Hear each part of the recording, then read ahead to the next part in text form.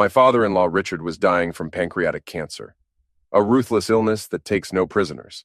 He was the definition of a self-made man, started with nothing, and built a fortune worth $33 million through sheer grit and drive. Big house in the hills, several businesses, all of it. I spent night after night at his side in those last months, listening to his stories and watching old movies together. My wife, Sarah, she barely showed up unless she wanted money for another yoga trip or shopping binge. Richard and I had a real bond. He cared about my goals and listened in a way my own wife never did.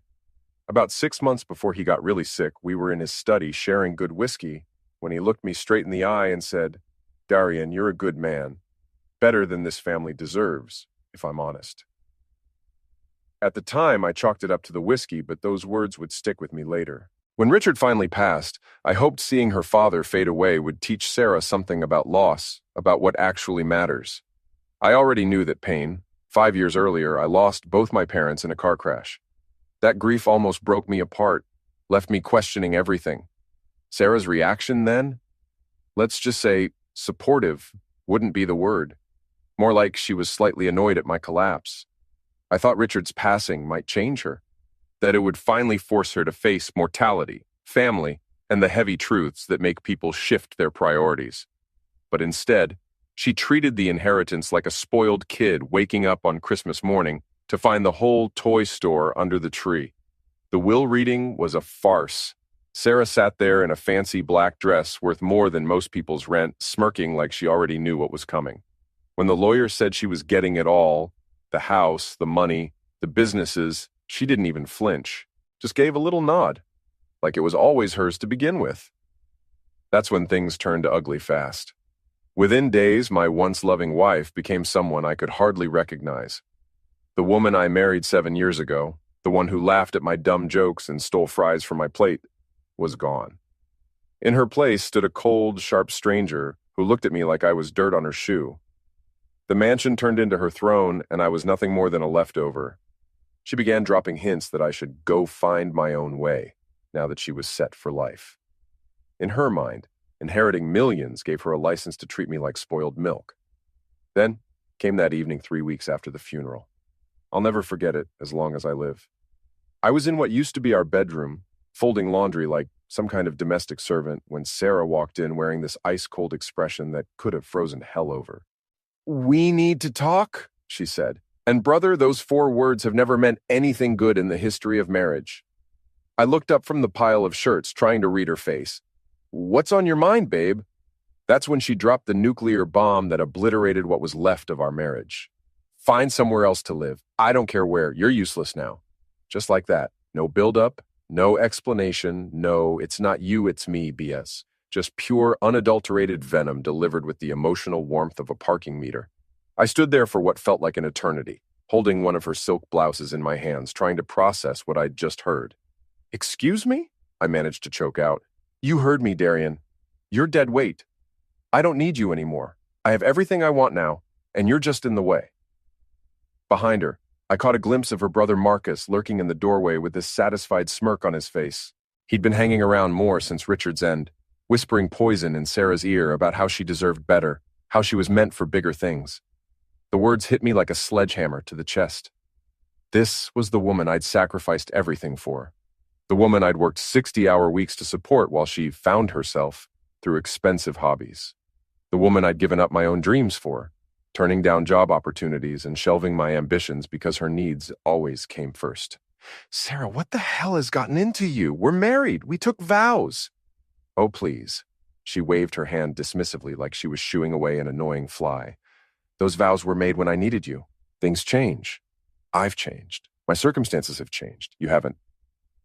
That night, while Sarah was out celebrating her new independence with Marcus and their country club friends, I packed my entire life into 2 beat-up suitcases and a cardboard box full of photos and mementos. 7 years of shared memories reduced to 3 containers that barely filled the trunk of my old Honda Civic.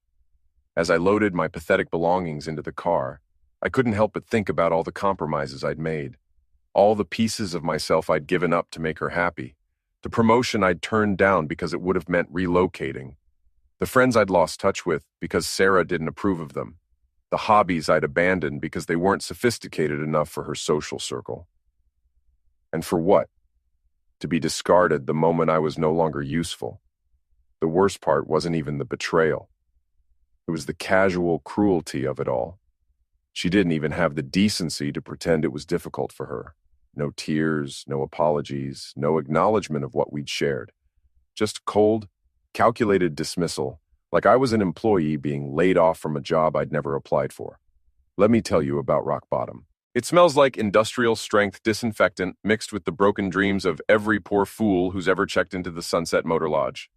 The place charged $39 a night and had a flickering neon sign that only managed to spell out SUETMOL on a good day.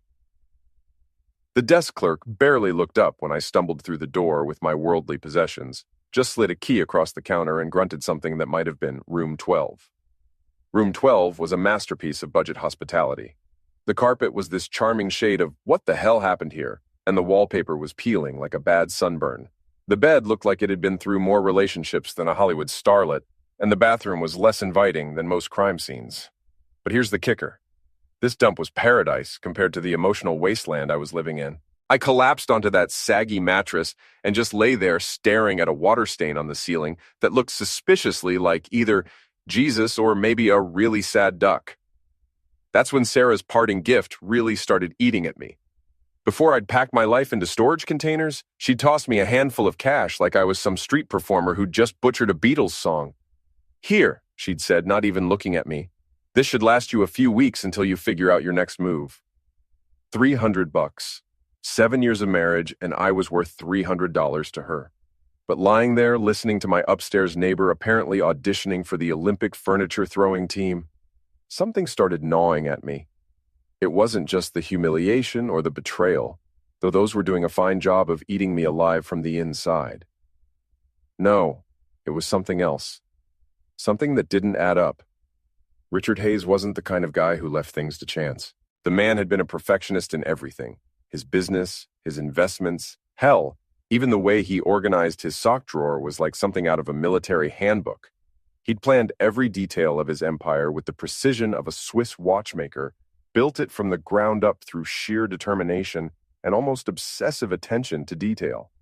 So why would a guy like that just dump his entire fortune on Sarah and walk away? I'd spent enough time with Richard over the years to know how he really felt about his daughter. Don't get me wrong. He loved her, but he wasn't blind to her faults. The man had built a business empire through hard work and sacrifice. And Sarah's biggest accomplishment was mastering the art of spending other people's money with Olympic-level skill. Richard used to joke about it, actually.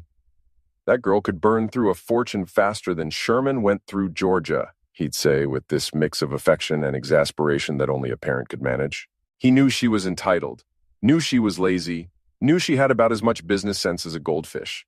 So would a guy like that really just hand over everything to someone he knew would probably blow it all on designer handbags and European vacations? The more I thought about it, the more it bugged me. By 3 a.m, I'd managed to convince myself I was losing it. Grief and desperation were making me see conspiracies where there were none. Sarah had inherited everything fair and square, and I was just the discarded husband looking for some kind of cosmic justice that didn't exist in the real world. But when dawn finally crawled through those moth-eaten curtains, I made a decision. Call it curiosity, call it desperation, call it the last pathetic gasps of a man who'd lost everything. I was going to find out the truth. With the few dollars I had left after paying for another night in paradise, I dug out my phone and looked up Charles Whitmore, Richard's longtime attorney. My hands were shaking as I dialed. This was probably going to be the most embarrassing phone call of my life. The pathetic ex-son-in-law fishing for scraps, hoping against hope that maybe there was some kind of mistake, some tiny loophole that might throw me a lifeline. Charles Whitmore's office screamed old money from every mahogany-paneled surface. Walking through those doors felt like stepping into a different century, where handshake deals actually meant something. The receptionist informed me that Mr. Whitmore could see me immediately, which should have been my first clue that something was up. In my experience, lawyers don't just drop everything for broke guys who smell like cheap motel soap in desperation. But Charles greeted me like I was the prodigal son returning home for Christmas dinner. "Darian, my boy." He practically jumped up from behind his massive desk. "I've been trying to reach you for weeks. Your wife told me you'd left town." I stopped dead in my tracks. "She told you what?" "Said you'd packed up and moved to Arizona or Nevada. somewhere out west. Said you wanted a fresh start after Richard's passing and didn't want to be contacted about any legal matters? The blood in my veins turned to ice water. That lying, scheming backstabber had been intercepting my mail, screening my calls, basically erasing me from existence while she played queen of the castle. Charles, I said, trying to keep my voice steady. I've been staying at the Sunset Motor Lodge about 15 minutes from here. I never left town, and I sure as hell never told anyone I didn't want to be contacted. The old lawyer's eyebrows shot up so high, they practically disappeared into his hairline. He walked over to a filing cabinet and pulled out a thick manila folder with Richard's name on it. Son, he said, we need to talk. And I mean right now. Charles settled behind his desk with the folder in front of him, looking at me like he was about to deliver news that would either make my day or ruin my life. Darian, what exactly did Sarah tell you about her father's will? That she inherited everything. The mansion, the money, the whole $33 million empire. Pretty cut and dried, according to her. Charles made a noise that sounded like a cross between a chuckle and a snort. Cut and dried, that's rich. He opened the folder and pulled out what looked like the original will. Thick, official-looking papers with more seals and signatures than a peace treaty. Let me ask you something, son. Did you actually see this alleged will? Were you present at the reading? I thought back to that day. Sarah had come home from the lawyer's office practically glowing with satisfaction, waving some papers around like she'd just won the lottery. But now that I really thought about it, no, I admitted. She said it was family business, that since I wasn't a blood relative, I didn't need to be there. She brought home copies of some documents, but I never saw the actual will. Charles shook his head like I'd just told him I'd bought the Brooklyn Bridge from a guy in a trench coat. Of course she did. He turned the will around so I could see it, and my heart started pounding like I'd just run a marathon. Even upside down, I could see my name mentioned multiple times throughout the document. Darian, according to Richard's actual last will and testament, the one he signed, witnessed, and notarized in this very office, you are the primary beneficiary of his estate. The words hit me like a freight train carrying a cargo load of disbelief. I'm sorry. What?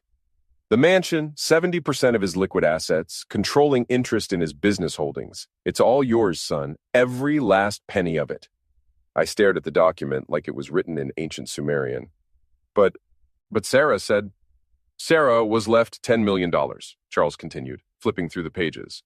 A very generous inheritance, mind you, but it came with conditions. What kind of conditions?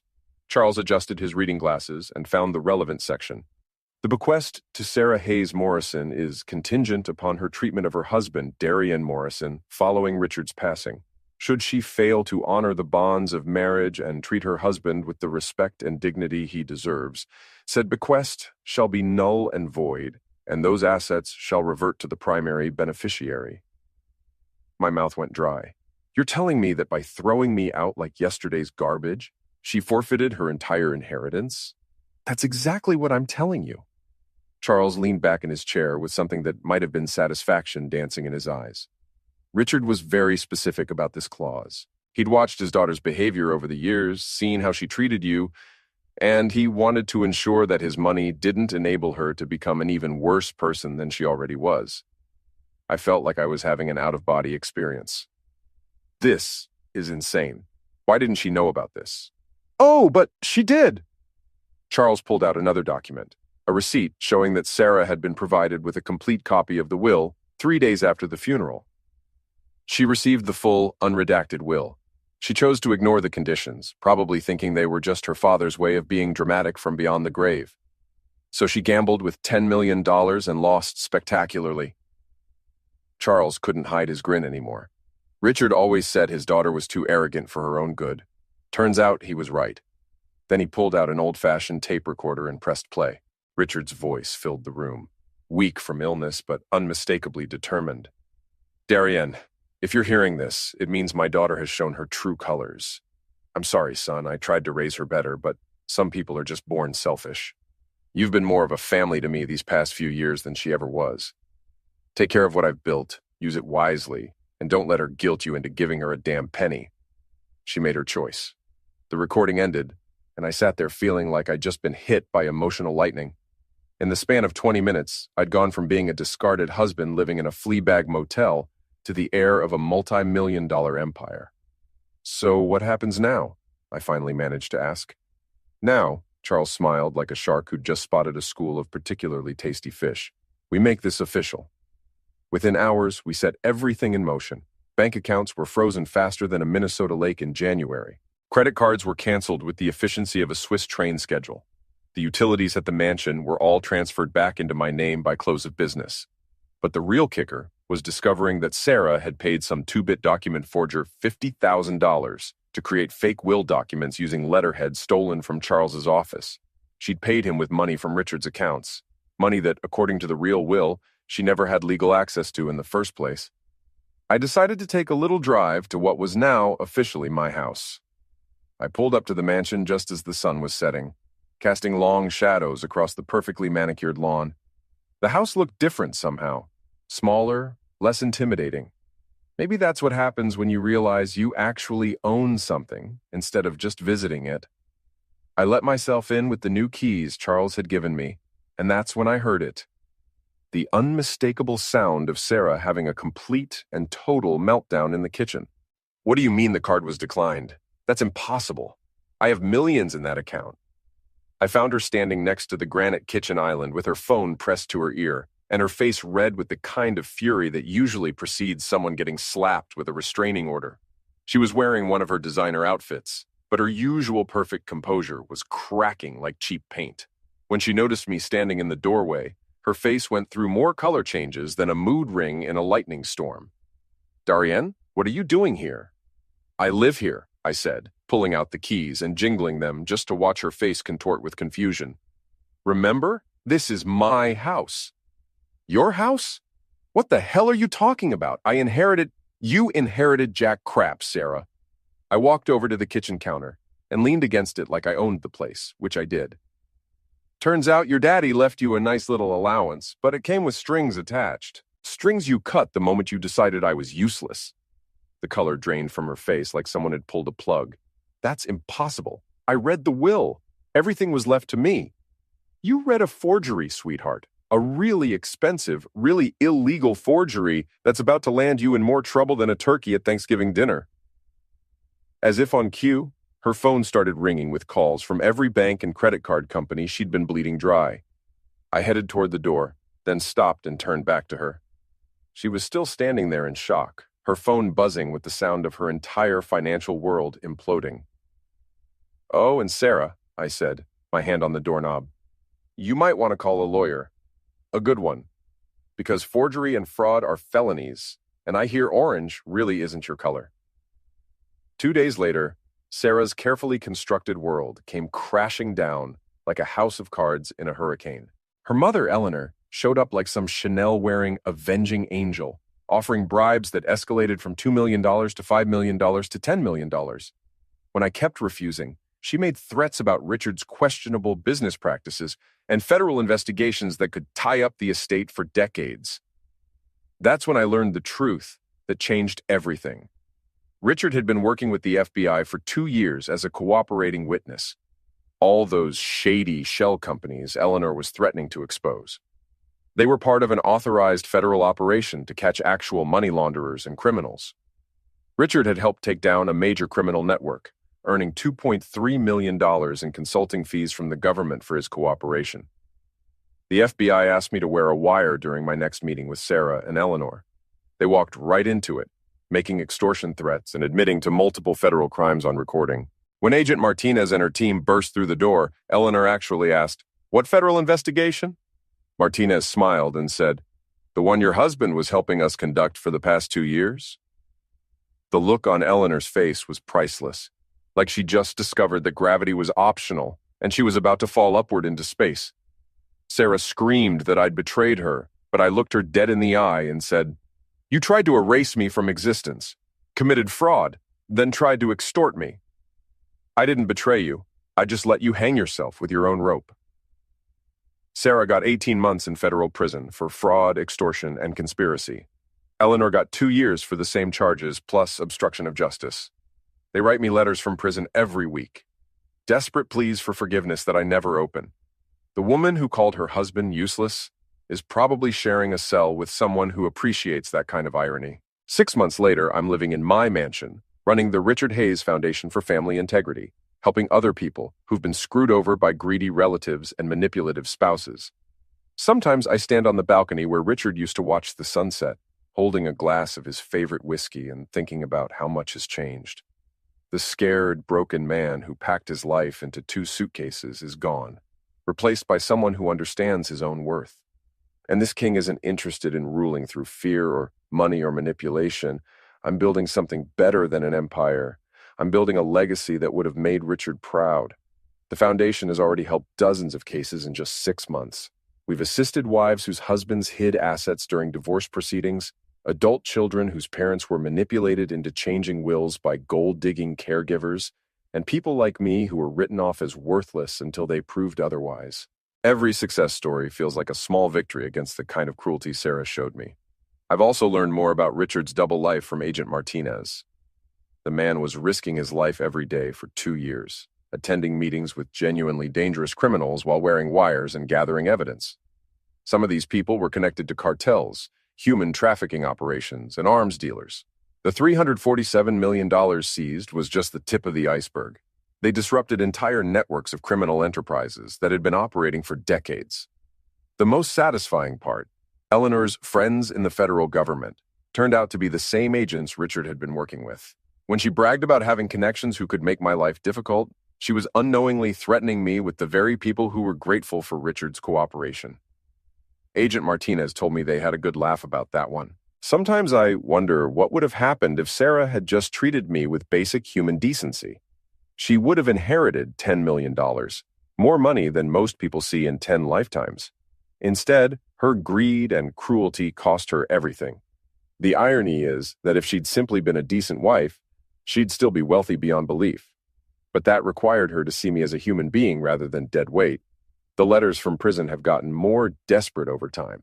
Sarah's latest one claimed she was a different person now, and that prison had taught her the value of love and loyalty. Eleanor's letters alternate between rage-filled rants about how I destroyed the family and pathetic attempts at emotional manipulation about how she's just a grieving widow who made mistakes. I never respond, but I do read them occasionally when I need motivation for the foundation. Every sob story they write reminds me of how they showed their true colors when they thought they held all the cards. People don't fundamentally change. They just reveal who they really were all along when the circumstances are right. Marcus, Sarah's brother, who was so smug about my downfall, has been completely radio silent since the arrests. Turns out, when your sister and mother are federal criminals, it's harder to maintain that air of superiority. Last I heard, he was dealing with his own financial problems after some questionable business investments. Karma has a way of making the rounds. The mansion feels like home now, in a way it never did when I was married to Sarah. I've redecorated everything to reflect who I actually am rather than what I thought I needed to be to fit into their world. The library where Richard and I used to talk has become my favorite room. It's where I do most of my foundation work and where I keep that framed $300 bill. Update. For those who will be asking about the criminal network Richard helped expose, 17 arrests, $347 million seized, multiple international crime syndicates disrupted. My father-in-law was basically Batman in a business suit, and I inherited not just his fortune, but his legacy of justice. The $300 Sarah gave me? Framed it with a note. What 7 years of marriage was worth to my ex-wife. It hangs in my office as a reminder of how far I've come and how wrong people can be about your worth.